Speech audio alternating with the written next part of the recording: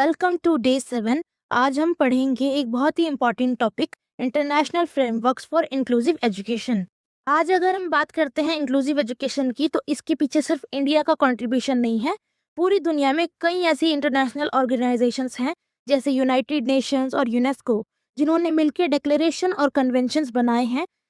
इसी वजह से आज स्कूल्स में इक्वालिटी, एक्सेसिबिलिटी, इंक्लूजन और नॉन डिस्क्रिमिनेशन जैसे कॉन्सेप्ट इतने इम्पॉर्टेंट हैं। आज के सेशन में हम स्टेप बाय स्टेप देखेंगे कि कैसे ये फ्रेमवर्क डेवलप हुए और कैसे इन्होंने इंडिया के लॉज, स्पेशली आरबीडब्ल्यूडी एक्ट 2016 को इन्फ्लुएंस किया। तो चलिए शुरू करते हैं सबसे पहले इंटरनेशनल डॉक्यूमेंट से। Universal declaration of human rights यानी कि यूडीएचआर 1948 में यूनाइटेड नेशंस द्वारा अडॉप्ट किया गया था। इसका सबसे इम्पॉर्टेंट पॉइंट था आर्टिकल 26, जो कहता है कि education is a fundamental human right, यानी हर व्यक्ति को एजुकेशन का अधिकार है, चाहे उसकी बैकग्राउंड, जेंडर या डिसेबिलिटी कुछ भी हो। इस आर्टिकल के अकॉर्डिंग एलिमेंट्री एजुकेशन फ्री और कंपलसरी होनी चाहिए। सिर्फ पढ़ना ही ऑब्जेक्टिव नहीं था, बल्कि एजुकेशन थ्रू इक्वालिटी, डिग्निटी और पीस को भी प्रमोट करना था। ये पहला इंटरनेशनल डॉक्यूमेंट था जिसने ऑफिशियली एजुकेशन को बेसिक ह्यूमन राइट डिक्लेयर किया। इसी फाउंडेशन पर बाद में एजुकेशन फॉर ऑल और इंक्लूसिव एजुकेशन जैसे कंसेप्ट्स डेवलप हुए। एग्जाम टिप के लिए याद रखिएगा, article 26 equals right to education. DSSB में ये डायरेक्ट क्वेश्चन बन सकता है। अब समझते हैं declaration on the rights of disabled person, जो 1975 में बना। यूनाइटेड नेशन जनरल असेंबली ने declaration on the rights of disabled person को अडॉप्ट किया। इस डिक्लेरेशन का ऑब्जेक्टिव ये था कि पर्सन विद डिसेबिलिटी का राइट्स और डिग्निटी को प्रोटेक्ट करना। इसमें कहा गया कि पर्सन विद डिसेबिलिटी को respect, education, rehabilitation, medical care, employment opportunities और सोशल पार्टिसिपेशन का अधिकार मिलना चाहिए। सबसे इम्पोर्टेंट बात यह थी कि डिसेबिलिटी को पहली बार सिर्फ चैरिटी या सिंपैथी की पर्सपेक्टिव से न देखकर, बल्कि राइट के पर्सपेक्टिव से देखा गया। यानी थिंकिंग आगे चलकर इंक्लूसिव एजुकेशन और डिसेबिलिटी राइट मूवमेंट्स के बेस बन गई। एग्जाम के लिए सिंपली याद रखिए, 1975 equals first international disability rights declaration. अब बात करते हैं 1990 में हुई एक बहुत फेमस कॉन्फ्रेंस पर, world declaration on education for all. इसे जॉमटियन कॉन्फ्रेंस के नाम से भी जाना जाता है। ये कॉन्फ्रेंस जॉमटियन, थाईलैंड में हुई थी और इसे यूनेस्को, यूनिसेफ, यूएनडीपी और वर्ल्ड बैंक ने ऑर्गेनाइज किया था। इसका मेन गोल था कि दुनिया का कोई भी चाइल्ड, यूथ या फिर अडल्ट एजुकेशन से वंचित ना रह जाए।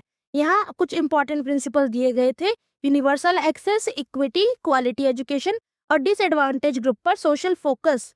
इसी कॉन्फ्रेंस के बाद डिसेबिलिटी को मेन स्ट्रीम एजुकेशन डिस्कशन का हिस्सा बनाना शुरू किया गया। यानी एजुकेशन सिर्फ कुछ लोगों के लिए नहीं, बल्कि एजुकेशन फॉर ऑल का कंसेप्ट ऑफिशियली स्ट्रेंथन हुआ। एग्जाम ट्रिक, 1990 मतलब जॉमडियन कॉन्फ्रेंस, थाईलैंड। अब बात करते हैं इंक्लूसिव एजुकेशन के सबसे फेमस डॉक्यूमेंट की, सलमांका स्टेटमेंट, जो 1994 में यूनेस्को द्वारा सलमांका, स्पेन में अडॉप्ट की गई थी। इस स्टेटमेंट का कोर प्रिंसिपल बहुत सिंपल था: regular schools with an inclusive orientation are the most effective means of combating discrimination. यानी स्पेशल स्कूल की जगह रेगुलर स्कूल को ही इंक्लूसिव बनाना चाहिए, ताकि हर बच्चा साथ में पढ़ सके। इसमें रिकमेंडेशन दी गई सभी बच्चों को admission, flexible curriculum, child centred teaching, teacher preparation और कम्युनिटी पार्टिसिपेशन। इसी वजह से सलमांका स्टेटमेंट को दुनिया भर में Magna Carta of inclusive education कहा जाता है। ये टर्म DSSB में काफी बार पूछी जा चुकी है, इसलिए याद रखिएगा, Salamanca statement equals Magna Carta of inclusive education. अब चलते हैं ईयर 2000 की तरफ। डाकर, सेनेगल में वर्ल्ड एजुकेशन फोरम ऑर्गेनाइज हुआ। Dakar framework for action adopt किया गया। अगर जॉमटियन कॉन्फ्रेंस ने एजुकेशन फॉर ऑल की शुरुआत की थी, तो डाकर फ्रेमवर्क ने उस कमिटमेंट को और स्ट्रेंथन किया। इसका गोल था कि हर कंट्री क्वालिटी एजुकेशन को सबके लिए एक्सेसिबल बनाए। इस फ्रेमवर्क में 6 मेजर फोकस एरियाज पर जोर दिया गया था: universal primary education, gender equality, adult literacy, quality education, inclusion of children with disability और इक्वल लर्निंग अपॉर्चुनिटीज।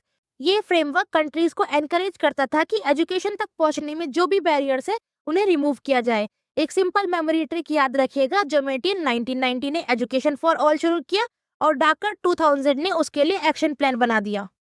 अब समझते हैं UNCRPD को, जो 2006 में अडॉप्ट की गई थी। इसकी फुल फॉर्म है United nation convention on the rights of persons with disability.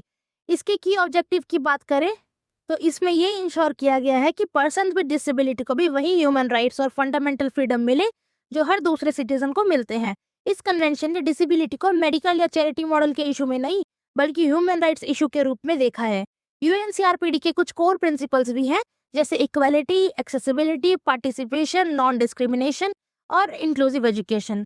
यानी हर पर्सन विद डिसेबिलिटी को सोसाइटी के हर एरिया, चाहे वो एजुकेशन हो, एम्प्लॉयमेंट हो, हेल्थ केयर और पब्लिक लाइफ, इन सभी में इक्वल अपॉर्चुनिटीज मिलनी चाहिए। DSSB में यूएनसीआरपीडी से काफी क्वेश्चन पूछे जाते हैं, इसलिए ईयर और प्रिंसिपल्स दोनों याद रखिएगा।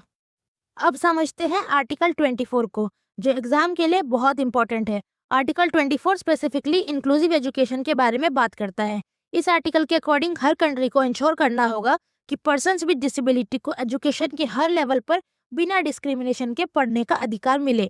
सिर्फ एडमिशन देना ही काफी नहीं होगा, स्कूल्स को उनकी नीड के अकॉर्डिंग उन्हें सपोर्ट प्रोवाइड करना होगा। इसमें रीजनेबल अकोमोडेशन का कंसेप्ट भी दिया गया है, यानी इंडिविजुअल नीड्स के हिसाब से नेसेसरी सपोर्ट और एडजस्टमेंट प्रोवाइड किए जाएंगे। स्कूल को फिजिकली एक्सेसिबल होना चाहिए, क्लासरूम और लर्निंग मटेरियल भी एक्सेसिबल होना चाहिए और कम्युनिकेशन भी सबके लिए सुटेबल होनी चाहिए। साथ ही टीचर्स को इंक्लूसिव टीचिंग प्रैक्टिसेस की भी प्रॉपर ट्रेनिंग मिलनी चाहिए और लर्निंग सिर्फ स्कूल तक लिमिटेड नहीं होनी चाहिए। हर पर्सन को लाइफ लॉन्ग लर्निंग का इक्वल अपॉर्चुनिटी का राइट है। सबसे important exam point, article 24 equals to inclusive education. इस फैक्ट को कभी मत भूलिएगा। अब देखते हैं कि यूएनसीआरपीडी का इंडिया पर क्या इम्पैक्ट पड़ा। इंडिया ने 2007 में यूएनसीआरपीडी को साइन किया। इसके बाद इंडिया ने डिसेबिलिटी लॉज को भी इंटरनेशनल स्टैंडर्ड्स के अकॉर्डिंग अपडेट करना शुरू किया। इसी प्रोसेस का सबसे बड़ा रिजल्ट था आरपीडब्ल्यूडी एक्ट 2016। ये एक्ट लार्जली यूएनसीआरपीडी के प्रिंसिपल पर बेस्ड है।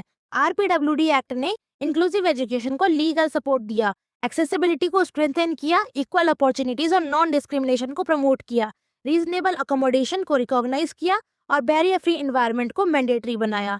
यानी जो प्रिंसिपल यूएनसीआरपीडी ने इंटरनेशनल लेवल पर दिए थे, उन्हें इंडिया ने आरपीडब्ल्यूडी एक्ट के थ्रू अपने नेशनल लॉ का हिस्सा बना लिया। अब एक बार पूरा चैप्टर सिर्फ 1 मिनट में रिवाइज कर लेते हैं। 1948 UDHR, article 26 right to education. 1975 declaration on the rights of disabled person, first international disability rights declaration. 1990 education for all, Jomtien, Thailand. 1994 Salamanca statement, Magna Carta of inclusive education. 2000 Dhaka framework, education for all action plan. 2006 UNCRPD, article 24 inclusive education. 2007 India signed UNCRPD. 2016 RPWD act based largely on UNCRPD principles. अगर आप ये timeline याद रख लेंगे तो DSSB के काफी question आसानी से सॉल्व कर सकते हैं। अब देखते हैं कि आपने कितने अच्छे से टॉपिक्स को समझा। तो आपके स्क्रीन पे कुछ क्वेश्चंस दिख रहे हैं, आपको इनका आंसर ऑनेस्टली देना है। कमेंट बॉक्स में जरूर बताइएगा कि आपको सबसे अच्छा टॉपिक कौन सा लगा। इसकी आंसर की आपको प्रोवाइडेड है। और आप याद रखिएगा कि आपको सारे ईयर्स, ऑर्गेनाइजेशन, आर्टिकल और उनके की प्रिंसिपल याद रखने हैं। इसी के साथ हमारा डे 7 कंप्लीट होता है। और अगर आपको आज की ये वीडियो पसंद आई हो तो लाइक, सब्सक्राइब एंड शेयर जरूर कीजिएगा। मुझे कमेंट में बताइएगा कि आपको ये टॉपिक्स कैसे लगी। और डे 8 में हम करने वाले हैं basics of assessment, meaning of assessment, measurement, evaluation, test, difference between assessment, measurement and evaluation, purpose of assessment, principle of assessment, characteristics of a good test, validity, reliability, objectivity, standardization, practicality, assessment cycle. ये सब हम discuss करेंगे अपनी अगली video में। और आपको अगर कोई भी डाउट रह गया हो तो प्लीज मुझे बताइएगा। और अगर आप किसी टॉपिक पर स्पेसिफिक वीडियो चाहते हैं तो भी मुझे बताइएगा। That's all for today. Let's meet in the next class. Bye bye.